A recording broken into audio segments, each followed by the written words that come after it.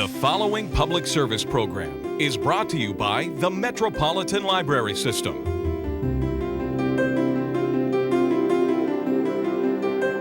And now, Read About It with your host, B.J. Williams. We have a great show for you today, including a talk with Robert Mulcahy about his new book, Kansas City Charlie. First, however, I get to go to the Oklahoma Book Awards banquet every year and talk with some of the finalists. And this year, one of the finalists I talked to was Marie Bostwick. She wrote a wonderful book called Fields of Gold. I think you'll enjoy what she had to say about it. What inspired you to write this wonderful book? Well, quite a few years ago, I was sitting at home one day and I was watching that old movie with Jimmy Stewart in it called The Spirit of St. Louis. And of course, it's about the young Charles Lindbergh and him making his flight to Paris. And I loved the film, but I was a little bit bothered by it because this character of Charles Lindbergh was so perfect. He was just this really entirely perfect human being who, you were just sure if he told a lie, his tongue would snap off in his mouth. And I kept thinking, could he have really been that perfect? Is anybody that perfect? And so then I started thinking about heroism, and is heroism something you are born to, or is heroism the fact that, occasionally you rise up against, above your human flaws to do some great things, or some brave things, or some kind things? And I decided it was the latter. So that's where it all started, with me wanting to examine the question of, what makes up a hero? Mm-hmm. Well, your hero is actually a heroine, yes. Eva. The book is set in the Depression in Oklahoma, and she's the daughter of a couple who are farming, and an airplane flies over one day. Yes, yes, exactly. And that's really kind of where Eva's story begins. And she is that perfect character for me. I think Eva is kind of heroic, but she is what in those days they called crippled, but she had a disability. Her left leg is twisted, and she walks with the help of a cane, and she's very self-conscious of this, and she doesn't think much is going to happen in her life. And that does not prove true. When this young barnstormer lands in her father's field, she really finds her future. A future that she really, as you said, she didn't expect. Exactly. She ends up having a son. Yes. The Depression, the Dust Bowl happens to the whole family, and to her good friend. She has a friend, Ruby. I was wondering when I was reading the book, which I think is beautifully written. You have a wonderful way of describing things and using words to make these scenes come alive. But you must have done an awful lot of research about the Depression. I did, actually, and I'm not from Oklahoma, so I did a whole lot of research. The internet is a wonderful thing, and it's been great for me as a writer. I can do a lot that way, and of course libraries are terribly important to me. And so I did a lot of research beforehand, but then I got to a point where I knew I needed to come here. So I actually, I flew in, I lived in Mexico at that time, and I flew into Oklahoma City, and I spent a whole lot of time in libraries in Oklahoma City, and then I moved my little show out there to the Panhandle. And I met with people in Liberal. There's a wonderful air museum there, so I did a lot of the research for the air portion in Liberal, Kansas, but I also just spent time driving around small libraries in the Oklahoma Panhandle, looking through their microfiche and seeing what were people thinking about and talking about. What was the price of a bolt of fabric that day? What was on sale at the store? So that I could really give the book the authentic feel I very much felt it needed and I wanted it to have. Well, one of the things that fascinated me about Eva was that she ended up quilting. Yes. It became a real lifesaver for the whole family, but I thought there was that the quilting was really a theme that ran through the whole book. Yeah, it certainly is.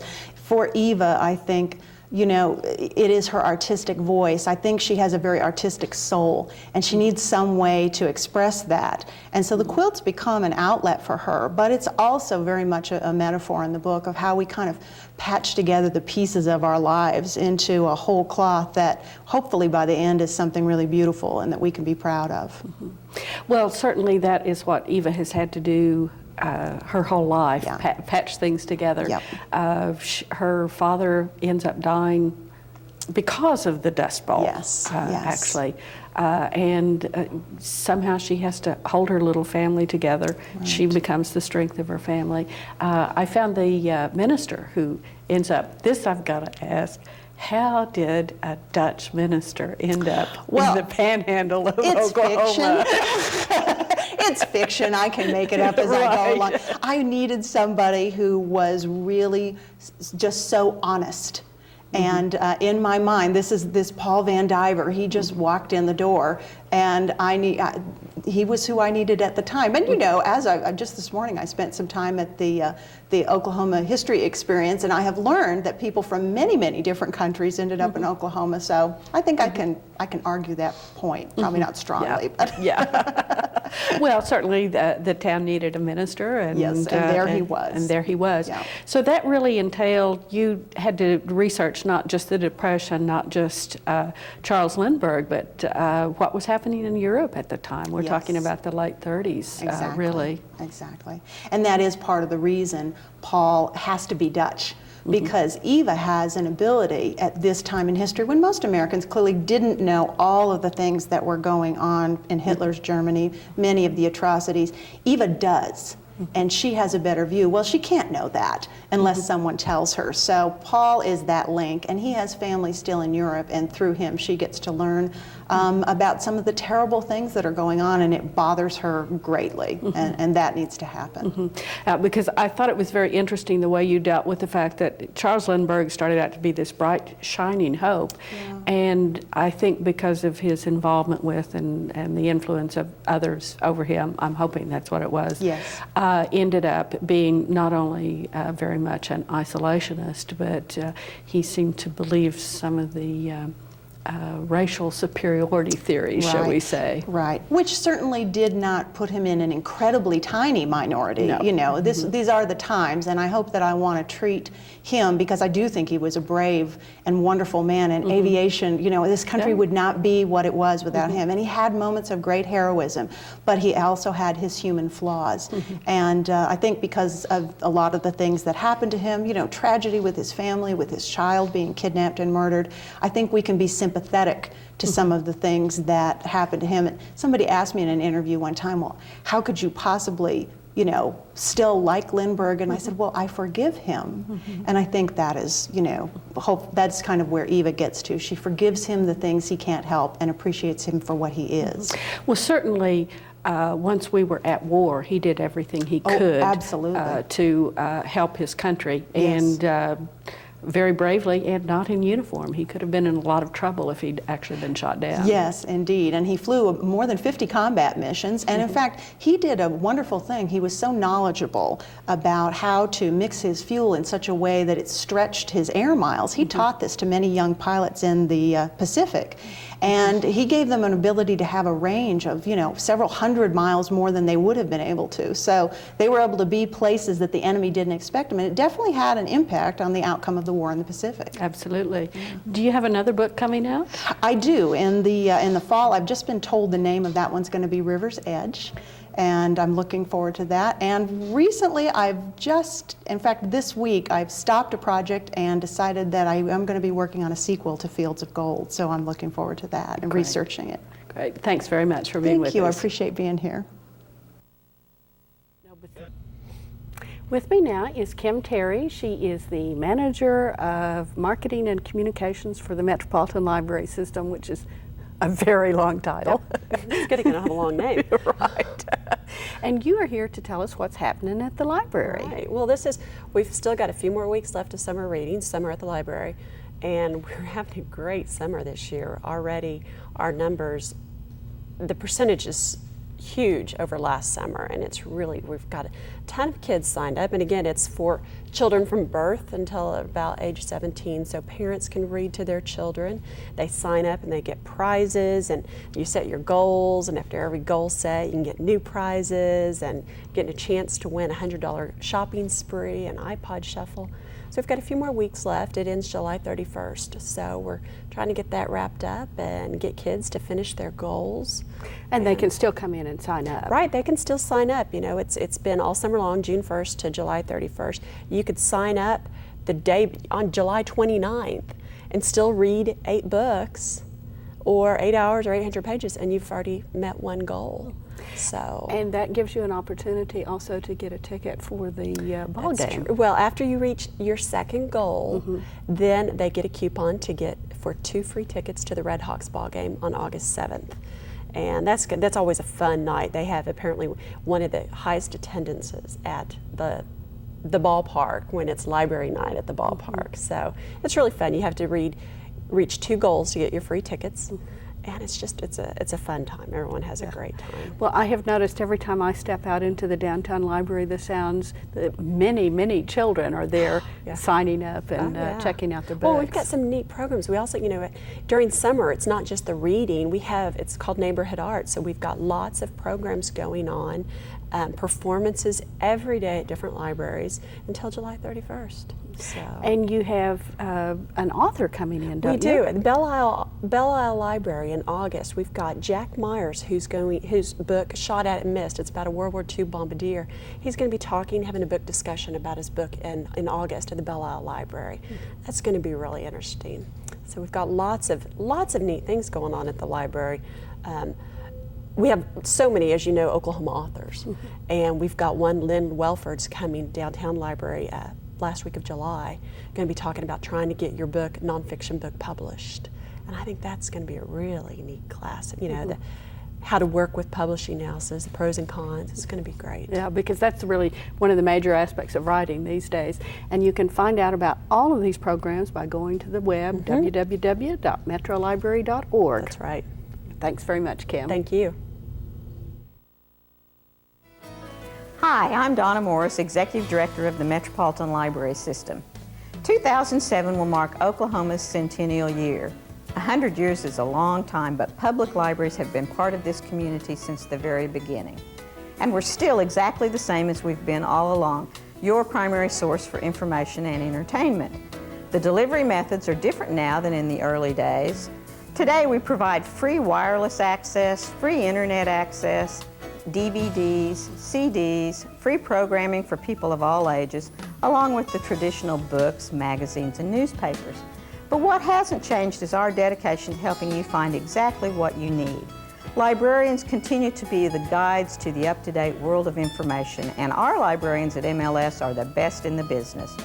So visit your neighborhood MLS library soon, and as they say in the world of libraries, come check us out.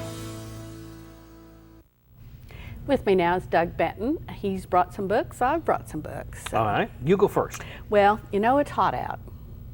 Very hot out. That's the rumor. Yeah, that's the rumor. And I'm sure everybody's gotten at least one electric bill since the temperature really shot up. And That's the fact. That's the fact, yeah. And they've had the same heart attack I had. There is something you can do in most homes that you live in that will cut that down a little bit. You can't eliminate it. It will help. Popular Mechanics, Weatherproofing and Insulation. This is a book that tells you how to add insulation to your home, how to weather strip your doors, how to find and plug leaks. One of the biggest places that you lose energy, and it's just like shoving money through our cracks and holes. If you can see daylight around your door, if you put your hand on the window and you can feel the air flowing up between the door that leads from the kitchen into the garage at our house is the one. Yeah, it's okay. the killer. Well, you might as well just shove dollar bills through those cracks. This will give you some pretty good information on most of this. It is not, in my opinion, a do-it-yourself manual, but it will give you enough information to talk to people that you might hire to help you with a lot of this.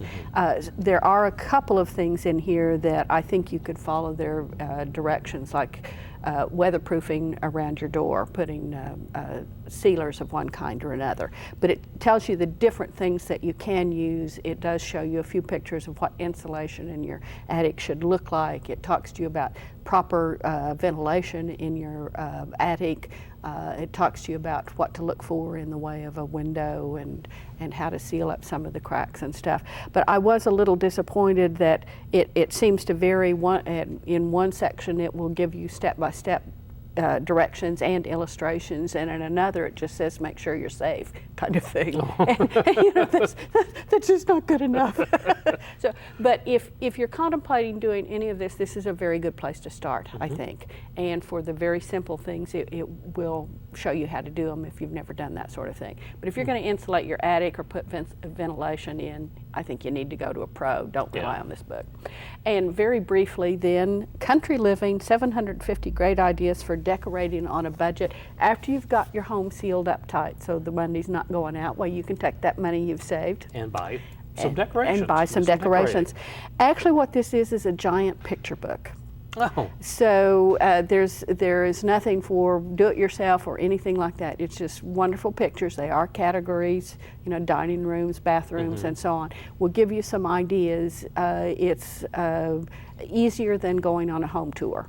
You know, getting in and out of the car and all that sort of stuff.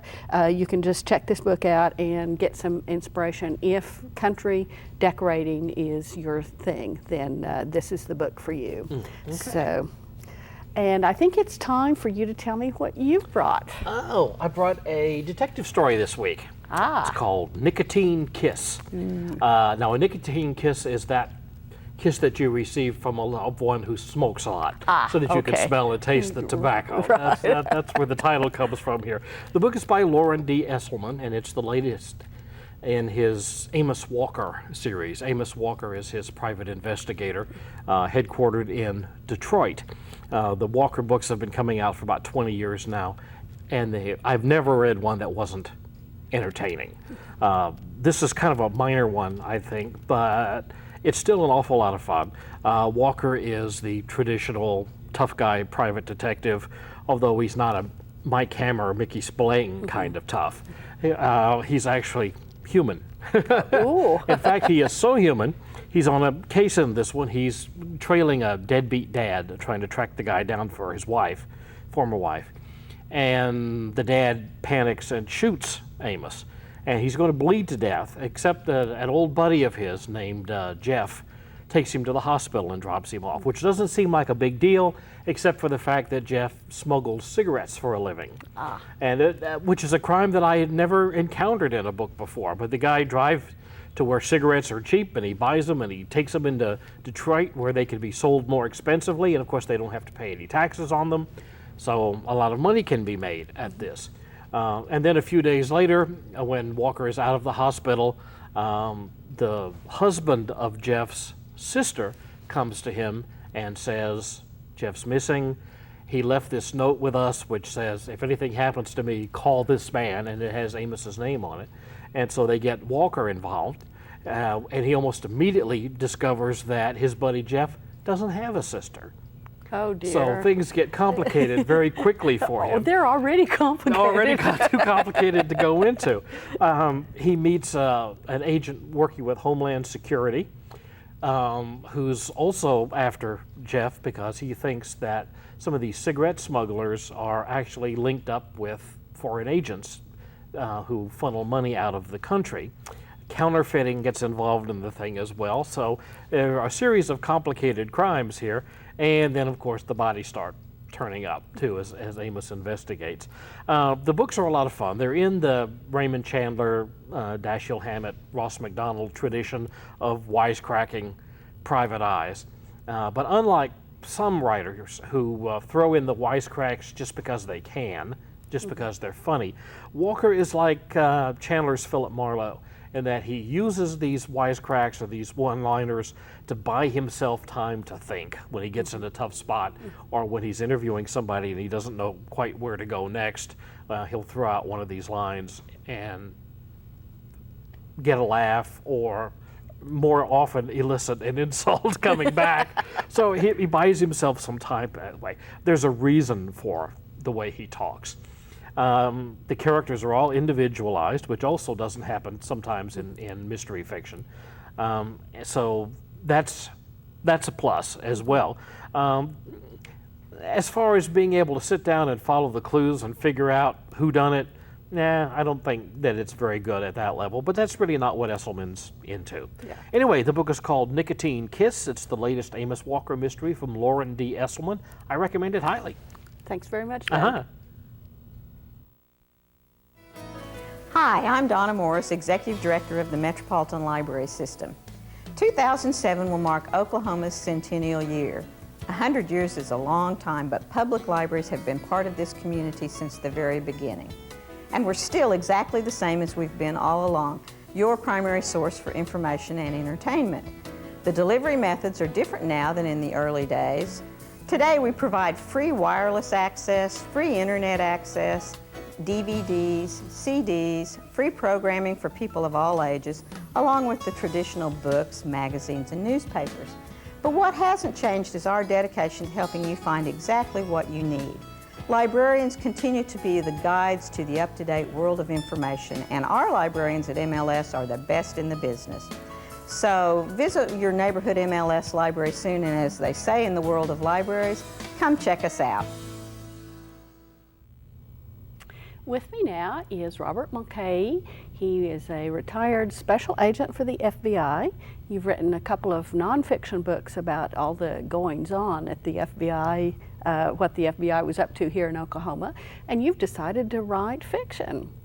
And now, was Kansas City Charlie based on anything you did when you were with the FBI? Oh, almost everything, yes. Yeah, most of the book has to do with various cases that had come up over the years. And I worked, for about 6 or 7 years, I worked bank burglaries. And I liked burglars. And burglars were people that had some talent because you have to enter a building at night and there's nobody around, where a robber just picks up a gun and walks in during the daytime.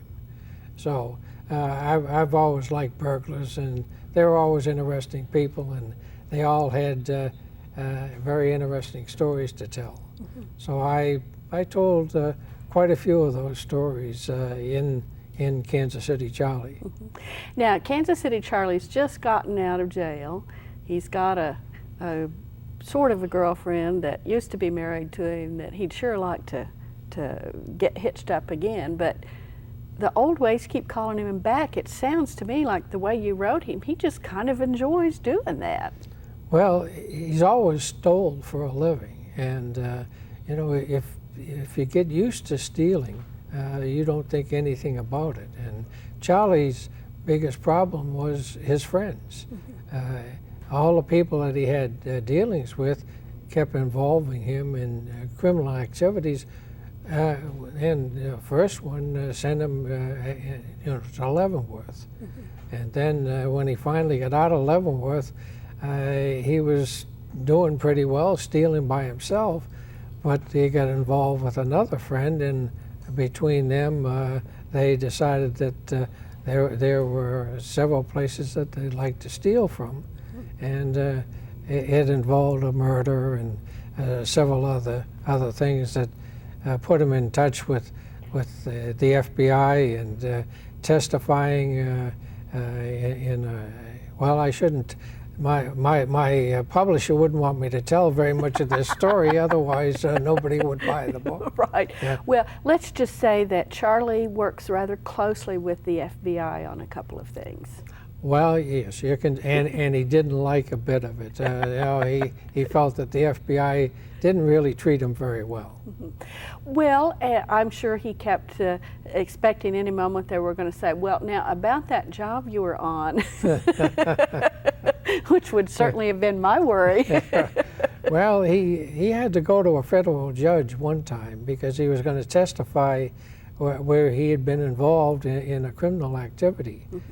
And so it was up to protect himself. He needed a federal judge to clear him of any possible prosecutions that would result from his testimony. Mm-hmm. Well, and actually he was on probation, and a couple of things that he did would have gotten him violated and sent back to Leavenworth, and he didn't want to do that. No, he didn't like his probation officer. And no, he certainly didn't want to go back to Leavenworth, no. Well, does any criminal like their probation officer? Well, if it keeps them out of jail, yes. Okay. So. Well, now, when you were working with burglars and so on, did just sit down and chat with you about their lives, or? Well, that's an interesting question. We contacted a lot of burglars because you had to know the people that you were dealing with, and some of them they weren't doing federal crimes, and we were only interested in federal crimes, but they were good contact people. You learned an awful lot about who was around and so forth. If it's just, it's one of these things where it's just like police officers. You contact police officers, their friends, and they help you with various cases. Well, burglars, if you keep talking to them, they act as friends too, and they help law enforcement. And that's they were very good to us for many years. Well, I had gotten the impression in the book that regardless of how uncomfortable Charlie felt about that there was a long, ongoing, almost intimate relationship between the FBI and some elements of the criminal world, because they did seem to know who was running a prostitution ring and who was doing the burglaring, and this guy would never beat anybody up, but he might know somebody, and who was fencing stuff. So it sounds to me like you had to be really plugged into the bad side of town. Well, you had to have a lot of good informants. Any police officer would have a number of criminals that were informants, and if you had an informant, you had to treat them as a friend. You didn't want to talk down to them, or they didn't want, they would have nothing to do with you if you didn't treat them correctly, and so they would help you. As long as it didn't involve them in going to prison. Well, I can kind of understand that. Yeah, well. Well, now, were there times when you helped them a little bit stay out of jail because they had such good information? Well, yes. You would try to keep them from, well, I can't think of any particular thing offhand, but yes, you definitely didn't want them to go to jail, especially if they were involved in helping you. Now, in one major case that I worked, the fellow, we put him in jail, and after we found out that we were holding him, we found out that he had escaped on a murder charge. And now he was going to help us also from jail. But he escaped, and then we finally caught him again. But he did testify for us, and so he was actually a friend for the FBI for a little while. Well, I want to thank you very much, Bob, for talking with us about Kansas City Charlie. Well, listen, it was my pleasure, and I thank you for inviting me to your show, BJ. Thanks. Kansas City Charlie by Robert Mulcahy. You can find it at your library and your favorite bookstore. Thanks very much for being with us, and remember, to find out about these books and what's happening at the library, check us out on the web at www.metrolibrary.org, and we'll see you again next time.